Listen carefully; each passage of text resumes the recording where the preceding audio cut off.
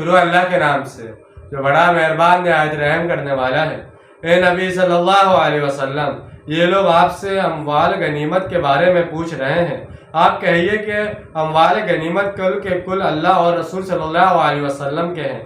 بس تم اللہ کا تقوی اختیار کرو اور اپنے آپس کے معاملات درست کرو اور اللہ اور اس کے رسول صلی اللہ علیہ وسلم کی اطاعت کرو اگر تم مومن ہو۔ یہاں مال غنیمت کے لیے لفظ انفال استعمال کیا گیا ہے۔ انفال جمع میں نفل کی ہے اور نفل کے معنی اضافش ہے۔ مثلا نماز نفل جسے ادا کر لیں تو باعث ثواب ہے اور اگر ادا نہ کریں تو مواخذہ نہیں۔